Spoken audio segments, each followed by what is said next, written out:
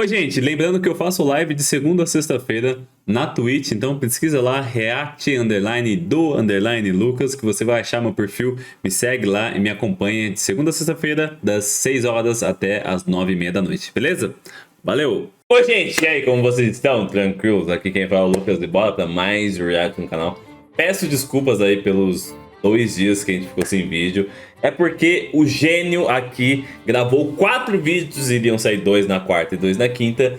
E todos os vídeos, infelizmente, o meu microfone ele não tava... Por algum motivo ele desconfigurou do OBS e eu não percebi. Ele tava ligado, só que ele não captou meu áudio. Então, todo o meu áudio desses 4 vídeos ficaram mutados. Então, realmente, eu acabei perdendo os vídeos. Mas, bola pra frente, dessa vez a gente vai fazer um 2 em 1, tá? A gente vai conferir o vídeo do nosso querido canal HQ e do Bruno Mandeira sobre o novo episódio, novo mangá de One Piece 1066. A gente vai conferir canal HQ primeiro. Revelada a origem do exército evolucionário, o passado de Dragon e Ohara explicados. Realmente a gente chegou, eu acho que no arco que a gente vai ter o máximo de informação possível sobre o que orbita todo o mundo de One Piece. Então bora conferir com o nosso querido Evandro preparou. Lembrando, se você já é inscrito no canal, deixa o like. Se você não é inscrito, se inscreve. Beleza? Então, go! Prepara, senhoritas e senhores, então bora conferir. Revelada a origem do exército evolucionário, o passado de Dragon e Ohara explicados. Canal HQ. Go. A razão da criação do exército revolucionário é finalmente revelada quando Monkey D. Dragon descobre o quão brutal seus inimigos são com os inocentes. Mais que isso, temos a confirmação de onde vem o conhecimento tanto de Ohara quanto de Vegapunk em um dos capítulos mais alucinantes de toda a série de One Piece. Segredos finalmente são revelados. Quer saber tudo sobre essas revelações? Então se liga, eu vou falar disso agora. Só bora! Só bora! Quero descobrir todos os mistérios desse mundo de One Piece, yo! Fala galera, Evandro Fusari com mais um vídeo pra vocês. Como é que vocês estão? Vocês estão bem? Eu duvido vocês que esse foi o melhor capítulo do One Piece. Foi muito bom. Sério mesmo, foi um dos capítulos mais dinâmicos, com tanta revelação a cada virada de página que eu simplesmente fiquei de boca aberta com a escrita de Eiichiro Oda.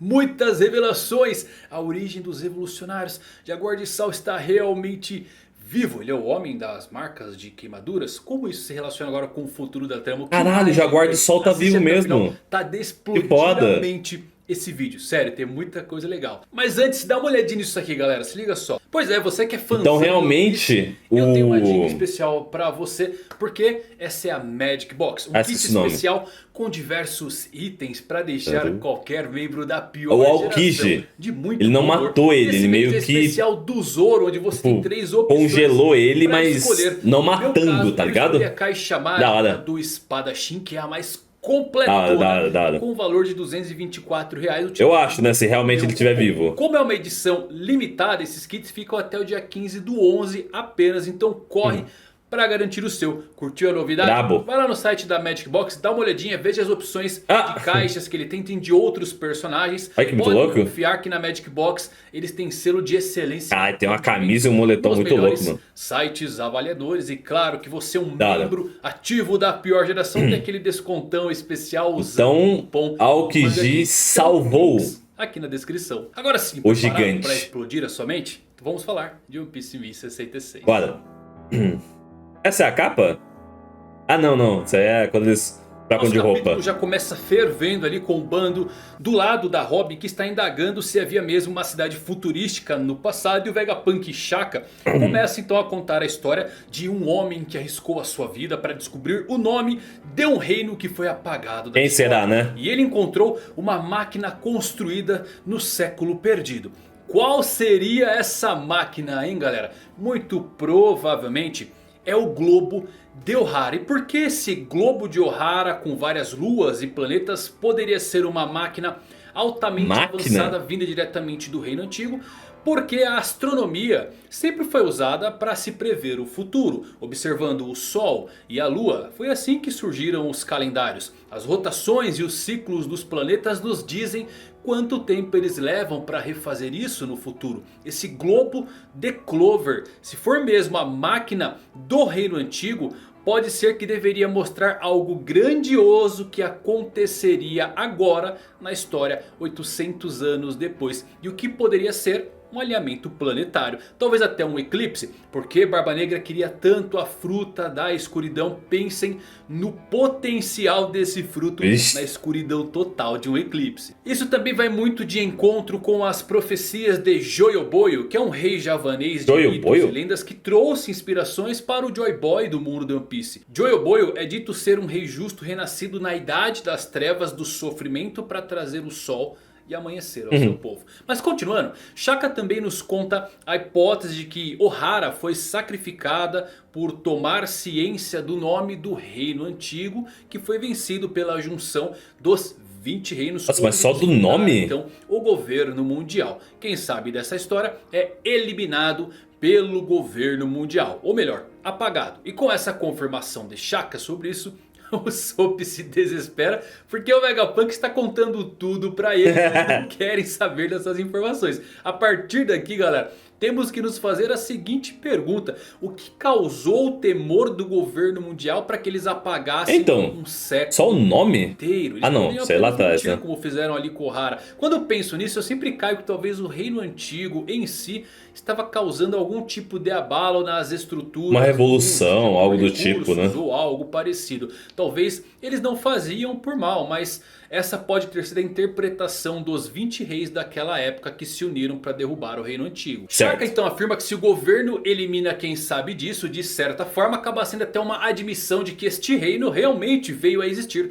Mas a Robin diz que não adianta mais, porque todo o conhecimento do povo de Ohara foi destruído. E aqui uma surpresa pra lá de agradável. Shaka afirma que a determinação de Ohara ainda está viva, mesmo com o governo naquela época rotulando a manchete de estudiosos malignos que planejavam derrubar o mundo. O Vegapunk acabou se dirigindo para Ohara para oferecer flores, pois conhecia o professor Clover. E Robin, assim como nós, se espanta com essa informação. Ficamos então sabendo que Clover já foi um jovem impetuoso aventureiro na da hora. Todos os blues em busca de livros e textos relevantes do mundo antigo. E em meio às suas aventuras, ele acabou até sendo capturado pela marinha por 10 vezes. É quase um carregão. Clover assim virou o arqueólogo mais famoso do mundo. E muitos estudiosos acabaram se juntando a ele em Ohara por conta dessas suas expedições. Ok, eu adorei esse pequeno fundo de história do Dr. Clover, porque preenche tanto do marinheiro, filho. Saber que ele já foi quase que um Noland da sua época. Mais ainda, ele virou o maior arqueólogo através dessas buscas pelo mar. É muito legal. Vai até de encontro com o que a Robin vai se tornar um dia. A origem do maior conhecimento de Ohara veio dessas buscas por textos há muito perdido. E eu gosto como o Eiichiro Oda ele consegue dar profundidade a um personagem tão antigo com apenas alguns simples balões de fala. Após isso é mostrado o flashback do Dr. Vegapunk chegando meses depois de Ohara ser completamente queimada e destruída. Ele encontra alguns gigantes resgatando os livros do lago que os estudiosos jogaram para preservar do fogo, porque acreditavam que o tesouro deveria ser passado para o futuro de qualquer jeito. Essa fala do Vegapunk de que se algum marinheiro descobriu os livros e não relatou nada a seus superiores é porque eles eram ignorantes. Mas isso aqui vai bem de encontro com o que realmente veio a acontecer em Ohara, onde vemos que marinheiros eles acharam os livros dentro da água, mas não relataram nada por não saber o que era. Inclusive, galera, eu nunca imaginei que daqui sairia grandes conhecimentos de Dr. Vegapunk. Eu sempre imaginei que Barba Negra é que viria em busca desses livros, porque ele seria um arqueólogo no mundo real e ele ainda sabe coisas desconhecidas por nós. Também vemos o visual do Dr. Vegapunk, que eu simplesmente adorei. Cadê? É o homem com a maior cabeça do mundo. Isso bate com o que eu havia dito sobre a sua silhueta que aparece em Punk Hazard. Se lembram? Ele tem sim um cabeção. E o Vegapunk ele se parece muito com o Albert Einstein na icônica foto dele com sua língua de fora. A Robin começa então a se lembrar de todo o seu passado quando se despediu da sua mãe Olvia e de Jaguar. Esse é o verdadeiro Vegapunk. No flashback, o Vegapunk Vegapunk ele tinha 43 anos e notou os gigantes pegando ali os livros na água. Ele era diretor de Punk Hazard naquela época, queria levar os livros com ele, mas acabou mudando de ideia, imaginando que o governo mundial teria a chance de destruir os cabeça livros dele, faz nem sentido, né? E nesse momento aparece Dragon com 33 anos, sendo apresentado como chefe do Exército da Liberdade, que também conhecia Clover e veio prestar homenagens a seu falecimento. Agora calma lá, galera, algumas coisas começam a fazer sentido. Caralho, quanta coisa. Primeiro, lembram de quando eu falei que o Vegapunk tinha um cabeção e os piratas espaciais da história de Capo Daniel poderiam ser ligados a ele por conta da sua Jolly Roger, que literalmente é grande, o né? crânio desse Vegapunk. Isso acaba ganhando um pouco mais de reforço agora com Dragon e Vegapunk. É verdade, né? Essa proximidade. Os piratas espaciais podem ser enviados de Vegapunk à Lua para estudar as suas ruínas. E o que explica eles serem Minks é que quem pode ter fornecido esses piratas a Vegapunk foi Lindbergh, comandante dos revolucionários. E um Mink também. Dê uma olhada nesse design especial do jetpack de Lindbergh e os compare com as vestimentas dos piratas espaciais. Lindbergh está vestindo roupas muito semelhantes a de um pirata espacial e usa uma tecnologia bem misteriosa. Esse dispositivo, pelo menos, é bem semelhante. Os piratas espaciais parecem bastante avançados tecnologicamente também. Ou eles são alienígenas, ou eles conseguiram isso diretamente na Terra. Inclusive, podemos ver até uma chaminé como máquinas que parecem produzir vapor. Possivelmente é a mesma tecnologia por trás do jetpack do Lindbergh. E não para por aí, porque temos mais e mais revelações. Dragon diz que os gigantes eles não são ladrões, eles sabem os valores dos livros e que receberam ordens diretas do seu capitão, que está com várias bandagens por todo o seu corpo para resgatar os livros. E ok, Sal realmente está vivo, acertamos, hein, galera? Caralho, tá vivo, velho. Foi realmente utilizado. É legal que se você voltar no capítulo que o Sal é congelado, você vai ver que o nome do capítulo é literalmente Para Alcançar o Futuro. Genial. Podemos ver também que os gigantes, eles estão resgatando os livros. Eles são na verdade o Hairudin, Gerd e Goldberg, que são dos novos piratas guerreiros gigantes e que atualmente fazem parte da grande frota do Chapéu de Palha. Conexão legal. Dragon revela que está desapontado com o Vegapunk por ele nunca ter aceitado o convite para participar do seu exército. Mas o cientista diz que não poderia desperdiçar toda a sua genialidade, tecnologia e sabedoria com um exército tão pobre como o Dragon. É onde temos então uma das maiores revelações de todas. Dragon está bravo com o governo por ter ido longe demais silenciando Ohara. E foi nesse ano que ele decidiu criar o exército da hora, com a ajuda de Emporio Ivankov e Bartolomeu Kuma. Isso é muito legal, galera. Eu fiz um vídeo em 2004, eu nem lembrava desse vídeo, mas eu fiz um vídeo sobre os motivos dos Revos existirem. E esse motivo ser Ohara. E por que, você se pergunta? No volume Databook 3 Vivrecard, Oda nos deu uma dica muito preciosa sobre como o exército revolucionário foi criado.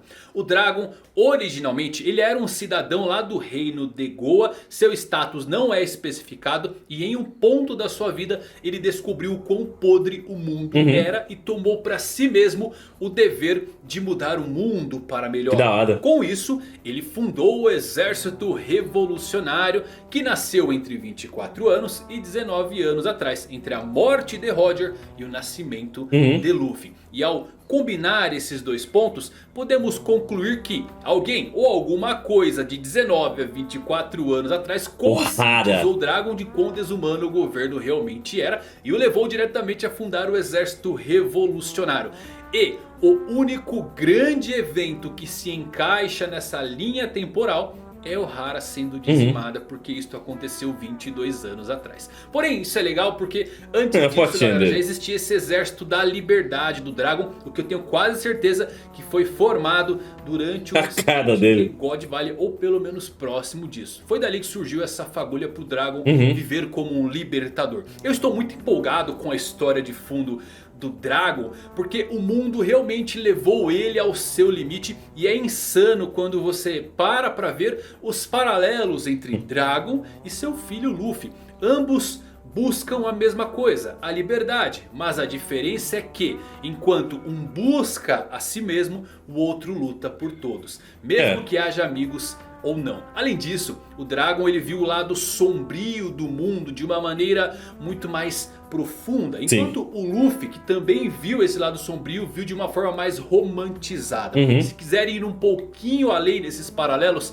Garp sempre rejeitou a vaga de almirante ou mesmo almirante de frota, porque ele vivia dizendo que a liberdade deveria operar.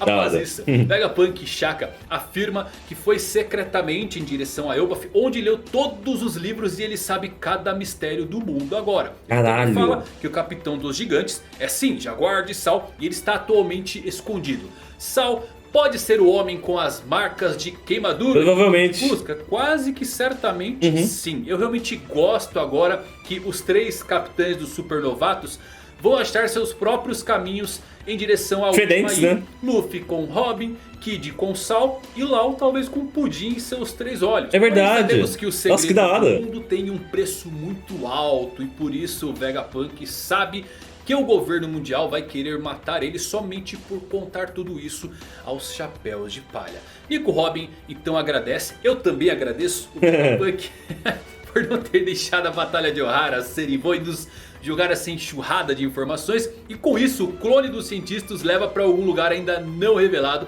Enquanto isso, lá no ferro velho da Fabrio Phase, o Luffy não consegue entrar no robô gigante e começa a indagar com o Chopper como ele deveria se mover, se era por algum tipo de comando de voz ou dar apelidos para o robô se mover. Mas nesta hora há uma grande luz, um grande tremor dentro do robô e uma pessoa é teletransportada para ele, presa com o corpo pela metade dentro do robô. Essa pessoa é ninguém menos que o verdadeiro Dr. Vegapunk, que orienta eles como usarem os Donshuis, os sapatos voadores, e o capítulo termina com a turma do Luffy voando para os céus e seguindo o cientista líder da SS. Que? Dr. Vegapunk. Como eu disse, cada página... Como assim, velho? Muito dinâmico. Esse arco tá fenomenal. Ah, você se pergunta o que aconteceu com a cabeça do Vegapunk? Como ela encolheu, você se pergunta? Sua cabeça é provavelmente menor aqui no presente, porque ele implantou partes do seu cérebro gigantesco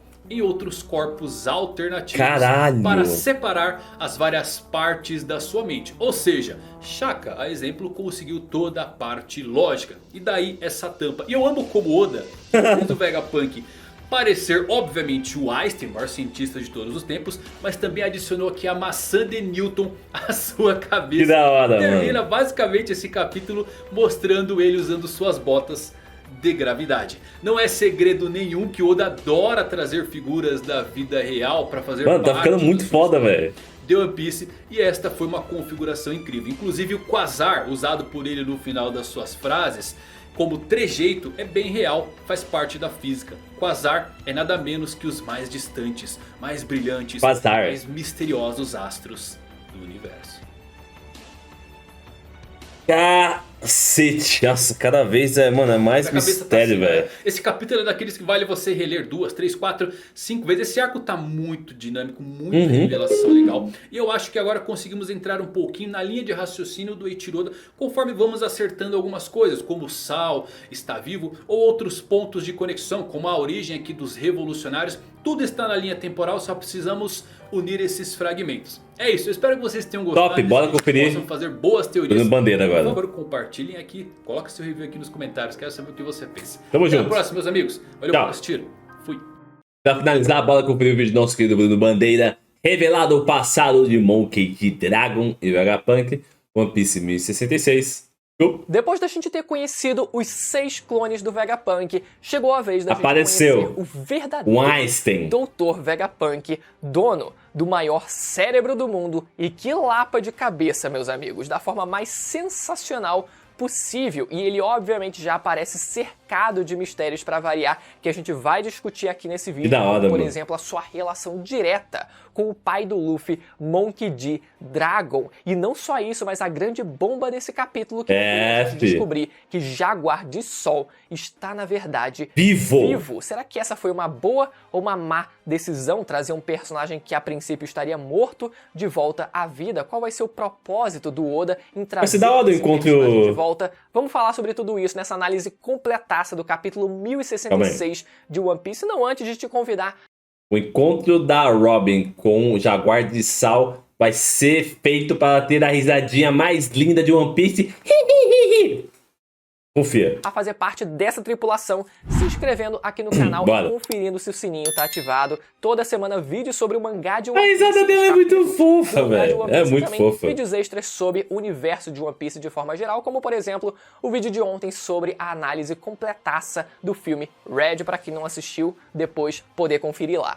Então o capítulo começa com uma fala muito interessante que foi o Vegapunk dizendo que uma vez ele conheceu um determinado arqueólogo. Um certo arqueólogo que estava disposto a esclarecer um certo reino antigo. Então ele encontrou uma máquina que tem a sua data de fabricação construída no século perdido. Vamos por partes aqui porque a gente tem duas coisas para comentar. Primeiro, quem seria esse tal arqueólogo? E segundo, o que diabos seria essa tal máquina que ele conseguiu descobrir?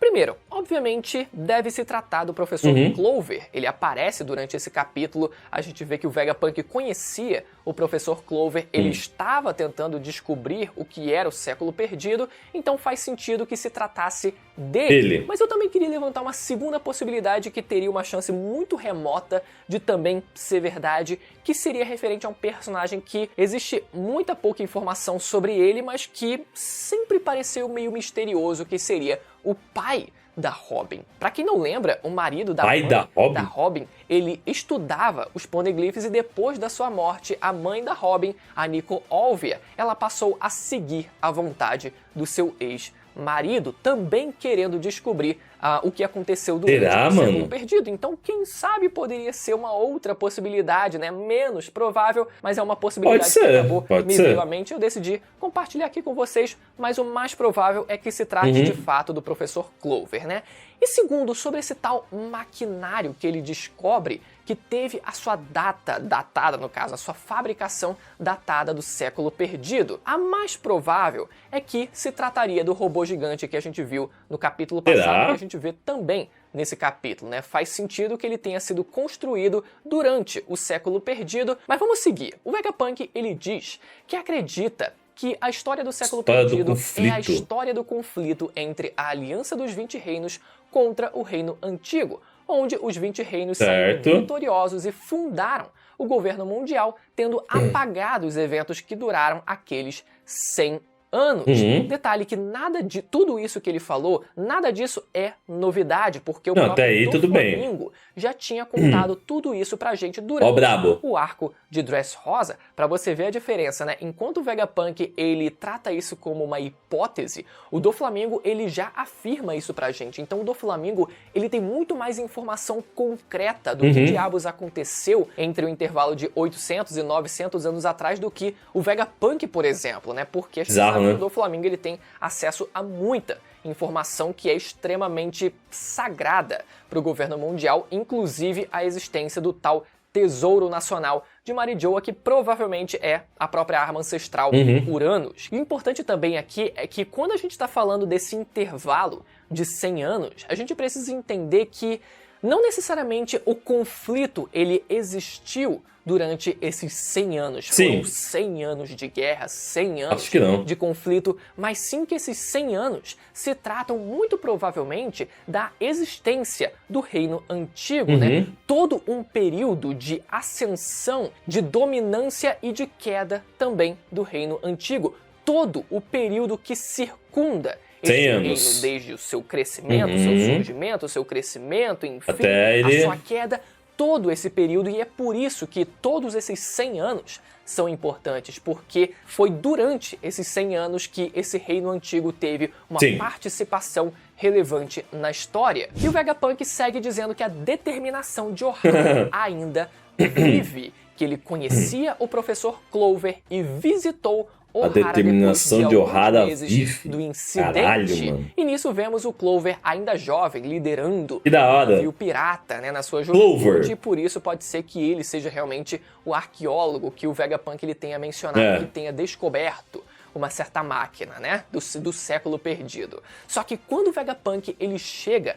até a ilha, ele vê um lago, ele vê que o lago, na verdade, de Ohara estava lotado de livros e que se algum marinheiro, ele diz que se algum marinheiro descobriu aquilo na época, era muito ignorante para saber o seu real valor e deixou eles lá. E foi justamente isso que aconteceu durante o incidente de Ohara. Eles olharam. Ceninhas de flashback nesse capítulo, mas essas cenas, elas foram de fato mostradas durante o incidente de Ohara. Os livros, eles foram de fato jogados naquele lago e a gente vê marinheiros ali vendo aquela enxurrada de livros ali lotando completamente aquele lago e eles depois ignorando. A gente vê isso acontecer. A única coisa que a gente não sabia é que teriam pessoas que teriam conseguido tirar aqueles livros daquele lago. Mas seguindo a gente vê uma recapitulação da fuga da Robin, até porque tem, né, como ela não lembrar, ela própria não relembrar de tudo o que aconteceu naquele dia, e a gente vê o Sal fugindo e carregando ela numa posição que lembra até a do Luffy despertado ali, né? Mas nesse caso ele não estava nem um pouco feliz. E 22 anos atrás, o Vegapunk em Ohara vê gigantes retirando os livros do lago. Primeiro sobre isso, a gente vê gigantes retirando os livros de Ohara, mano. E antes que eu esqueça de comentar ainda, antes de falar sobre o Sal estar vivo ou não, muito bom os gigantes, justamente eles estarem sendo introduzidos. Elbaf vai ser o próximo arco. O robô gigante Confia. no capítulo passado que aparece também nesse capítulo, mas a gente vê que gigantes extraíram e salvaram esses livros com certeza e mais uma vez traz de volta a importância do arco de Elbaf que com certeza vai existir. O bando precisa ir lá, ir até Elbaf para conseguir descobrir parte do século perdido. Eles vão com certeza até lá e os gigantes tendo salvo os livros só é uma prova disso. E seguindo, atrás do Vegapunk estava que da hora, mano. Monkey D. Sem tatuagem ainda. Vegapunk juntos nesse flashback, galera. Vamos que foda! Primeiro, olha só, gente, a aparência de cada um deles. A gente vê o Vegapunk com 43 anos de idade. Uma cabeça gigantesca. Ele atualmente tem seus 65 anos de idade. A linguinha. Baixinho, com a língua de fora igual ao Einstein e um cabeção gigante, mas um cabeção muito grande, literalmente o homem com o maior cérebro do mundo, né? Enquanto isso, o Dragon, ainda como chefe de um grupo chamado de Guerreiros da Liberdade, com uma roupa ali de exército, né? Ainda sem a sua tatuagem. Sem a tatuagem. Então, ele ainda não tinha criado de fato o exército revolucionário que foi, né, dito que foi criado depois do incidente de Ohara, mas a gente vê o visual deles e a gente descobre aqui, a gente vai para as informações que a gente teve, que o Dragon também conhecia o professor Clover. Por quê? Como exatamente o Dragon conhecia o professor Clover? Será que devido à sua vida como pirata? Será que o Dragon, também, por conta de estar tentando ali, talvez desvendar o século perdido, querer saber a história do mundo, acabou conhecendo ele também? Ou será que a mãe da Robin fazia parte desses guerreiros da liberdade? Caralho, será, mano? Precisa lembrar que ela costumava sair da ilha de Ohara. É verdade. Suas missões para tentar descobrir o século perdido, descobrir a verdadeira história, saber o que existiam nas legal, hein, mano? dos poneglyphs, saber a localização dos próprios poneglyphs. Então, como ela faria isso? Será que ela fazia parte do grupo do próprio Dragon, dos guerreiros? Seria legal, seria legal. Talvez foi dessa forma que o Dragon ele chegou a conhecer o professor Clover que vivia na ilha de Ohara. Pode ser que a própria mãe da Robin ela tenha sido a ponte para que esses dois personagens eles se conhecessem. E outra coisa, como o Vegapunk e o Dragon também já se conheciam. Sei lá, velho. A gente vê que eles não se conheceram ali naquele incidente, depois do incidente de Ohara. Eles já se conheciam antes. Considerando que o Vegapunk trabalhava para o governo mundial, pode ser que o próprio Dragon também fizesse parte do governo mundial quando fosse mais novo, né? Pode Aquela ser. velha teoria. Pode Será que ser. o Dragon era um marinheiro? Será que ele fazia parte do governo como algum agente do Pode ser, governo? pode ser. Eu sempre prezo mais pela segunda opção dele ter trabalhado quando mais novo para o governo mundial. A gente não tem essa confirmação ainda, mas os dois trabalhando para o governo mundial seria uma oportunidade, um ambiente perfeito pra se para conhecerem. eles terem se conhecido. O Top. Dragon ele rejeita o fato do Vegapunk estar trabalhando para o governo mundial, mas isso não impede dele também ter feito o mesmo e ter reconhecido o erro. A gente só não tem essa informação ainda. E o Vegapunk também explica o que a gente já desconfiava, que é o fato de que ele passou a trabalhar para o governo mundial para ter acesso a recursos, coisa que o exército do Dragon não tinha. Detalhe que o Vegapunk já chama a organização do Dragon de exército. Isso vai ser importante daqui a pouquinho, né? Mas o caso do Vegapunk, a gente já desconfiava que ele não era uma má pessoa, ele mesmo até reconhece que existem boas pessoas, tanto no governo quanto principalmente na marinha, né, querendo realmente fazer o bem, e ele vai usar, ele está usando, ele já usou os recursos do governo para atacar o próprio governo, para Errado ele não seguir tá. os seus próprios ideais. Ajudava o governo até a página 2, mas no fundo o que ele fazia era tratar dos seus próprios ideais. E outro detalhe importantíssimo aqui também é que o incidente de Ohara foi exatamente o que motivou o Dragon a criar o exército Fundaram o exército revolucionário ao lado do Ivankov e também do Bartolomeu Kuma. Porra. A grande pergunta aqui é qual exatamente, duas perguntas na verdade, qual a diferença da organização que ele tinha antes, que era chamada de Guerreiros da Pode ser que Liberdade, seja a União, o né? próprio Vegapunk já disse que era um exército, para o que ele criou depois, que era o exército revolucionário. A gente viu que o Dragon ele ficou muito motivado a realmente combater esse sistema de frente. Então eu acho que a única diferença de fato do que ele fazia antes para o que ele fazia depois, a única diferença provavelmente é o ativismo contra o próprio governo mundial diretamente. Ele já tinha o seu próprio exército, mas a gente não sabia exatamente as nuances, a gente não conhece exatamente as nuances de como esse tal exército funcionava, já que não lidava diretamente, não era uma força exatamente contrária ao governo mundial. Então, se o incidente de Ohara foi o que motivou o Dragon a ir contra o governo mundial diretamente, o que fez ele criar, o que motivou ele a criar o exército que ele já tinha antes, que eram os Guerreiros da Libertação? Tem muita coisa que a gente ainda precisa saber sobre o Dragon, mas pelo menos um pouco a gente já começa a conhecer agora. E um adendo que eu achei relevante trazer aqui também como um complemento é que, se vocês repararem no Terminal Cinza, quando ele estava pegando fogo e a gente vê o exército revolucionário salvando aquelas pessoas, né? Reparem no formato do golpe que é usado para abrir o caminho para aquelas pessoas. Muito provavelmente foi o próprio Dragon que fez aqui, executou aquele golpe, se não o Ivankov, né? Com seu Deathwing, mas enfim. O golpe foi usado e a consequência disso é a gente ver os destroços em formato de U. É meio que formado um caminho, né, um trajeto em formato de U, e esse mesmo efeito pode ser notado no dia seguinte ao incidente de Ohara.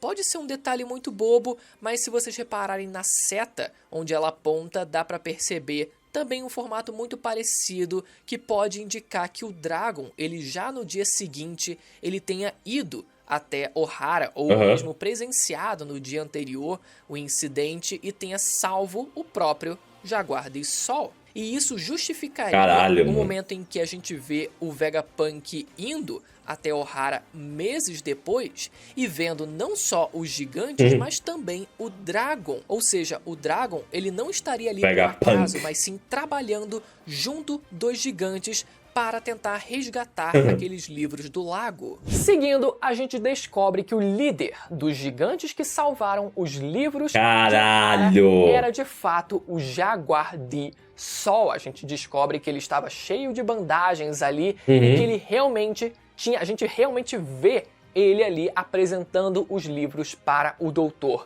Vegapunk. Agora, como esse bicho conseguiu sobreviver? Vamos voltar ao flashback de Ohara, quando o Aokiji ele usa a técnica do Ice Time Capsule, O nome dessa Foda. técnica é de extrema importância porque cada técnica funciona de uma forma Ice diferente. Age. Se a gente for traduzir o que de fato significa Ice Time Capsule, a gente vê que o nome se trata de uma cápsula do tempo de gelo. Uma cápsula do tempo tem justamente a função de preservar algo para o futuro. Só que nesse caso sendo uma técnica de gelo. Por isso, né, cápsula do tempo de gelo. Ou seja, sempre foi uma técnica para conseguir Que foda, mano. O Aokiji é brabo, velho. preservar algo ou alguém para o futuro. E cara, por mais que isso perca um pouco do peso do sacrifício do sol durante o flashback, e isso Oxe, não perde uma não, pena, não só a técnica, querendo ou não, inegavelmente faz sentido, o próprio nome da técnica já leva a gente a definir ela com uma possibilidade de que ele realmente não congelou o sal só para que ele fosse descongelado no futuro, mas isso também é extremamente poético com o fato dos próprios livros de Ohara também terem sido preservados para o futuro. Que foda, então, mano. os dois meio que seguem caminhando juntos, sabe? E essa romantização da coisa foi o que realmente me comprou, Foda. além da própria definição da técnica que o Aokiji ele usou Ice contra Age. o gigante. Não foi né? essa. Outra coisa, por que o Aokiji ele teria feito isso, né? Ele não tava ali junto do incidente mas do ele Ohara, tava junto meio do Buster Call ali atacando receoso. o Sal.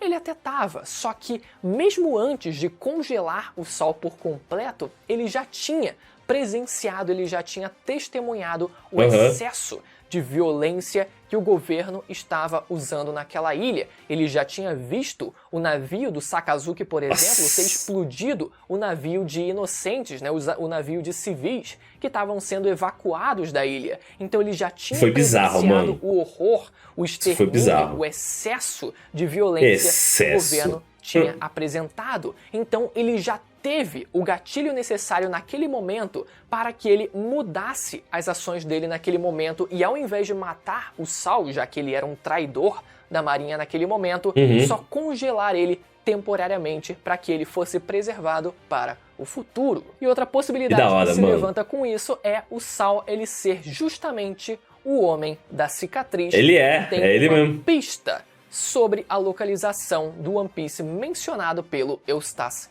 Kid. Que da hora, mano. Que é, a gente sabe que o gelo ele também causa cicatrizes de queimadura. A gente viu isso no corpo do Sakazuki, então será que ele seria realmente esse homem? E como os livros de Ohara foram salvos, o Vegapunk eu sei todos a exatamente tá tudo na minha cabeça. Que os pesquisadores de Ohara estudaram. Galera, então sim, a gente vai ter muita revelação sobre o século perdido, mas é importante notar que o Oda ele nunca vai entregar tudo de cara logo pra gente. A gente só vai descobrir sobre o século perdido de fato, a lá pro final do que aconteceu quando a gente tiver toda a revelação dos poneglyphs, né? Isso é do rio Poneglyph principalmente. Então, as informações que forem passadas pelo Vegapunk ou vão ser incompletas ou só vão ser tratadas como hipóteses, porque é sempre isso que o Vegapunk ele fala, não, isso é só uma hipótese e tal, mas muita coisa que ele trata como hipótese é o que de fato aconteceu. Quando ele fala do conflito dos 20 reinos contra o reino antigo, ele trata como uma hipótese, mas foi o que de fato aconteceu. Então, ou as informações que ele passava vão estar incompletas, o que já é alguma coisa, ou algumas das informações vão estar erradas. Ele vai acertar em algumas hipóteses e vai errar em outras, e a gente só vai descobrir o que realmente aconteceu quando os poneglyphs eles forem lidos por completo. E finaliza com o Vegapunk dizendo que quer mostrar algo para eles. Tomara que seja... Olha só, a gente tem muita possibilidade. Mano, será que é poneglyph? Akuma no Mi, pode ser um poneglyph. Eu acho que pode ser. Pode ser um poneglyph. Um poneglyph seria, ó... Caralho! Bola. Enfim, seria muito bom se fosse, sei lá, pelo menos algum. Já tô sonhando alto aqui, né? Mais de um poneglyph? Nossa, aí eu ia gostar. E no final do capítulo a gente volta ao robô gigante do século perdido, onde o Vegapunk fica preso ao tentar transpassar para fora do robô. Ele estava dentro daquele robô, parecia que o robô ia ser ativado, mas não, né? Era só o Vegapunk saindo do corpo do robô. Então, não só, olha só que coisa interessante, não só os clones dele conseguem ficar permeáveis, mas ele próprio também consegue. Tipo, mano, ele consegue transpassar portas. Intangível, e o verdadeiro Obito. Vegapunk começa a flutuar e ensina ao grupo como fazer o mesmo. E a gente tem uma cena muito legal. A página que foda, final, mano. Que muito página, mano. legal do Vegapunk ali, pá, naquela explosão de ideias, sabe? Como se fosse realmente uma explosão de ideias, ele no seu corpo mais velho atualmente, né? Com 65 anos ali. E o detalhe na aparência dele, além da página ter sido sensacional dele mostrando as invenções dele, a cabeça, né? É que a cabeça dele, aquela cabeça de saco invertido, estava cortada e com uma tampa de maçã na parte de cima. Primeiro, é muito provável que a cabeça dele tenha sido literalmente dividida. O cérebro dele tenha sido literalmente dividido entre os seus clones e cada um dos clones tenha uma parte do seu cérebro, o que não significa que o Vegapunk de agora, esse que a gente tá vendo o verdadeiro, esteja nerfado intelectualmente, não, acho que não. Porque as consciências, elas estão meio que interligadas, os clones e o corpo original. E não só isso, mas ele tem ali uma tampa de maçã na cabeça para fazer uma referência não só ao Einstein, né, pela aparência dele, mas também ao próprio Isaac Newton. Então, muita informação bacana que a gente teve nesse capítulo.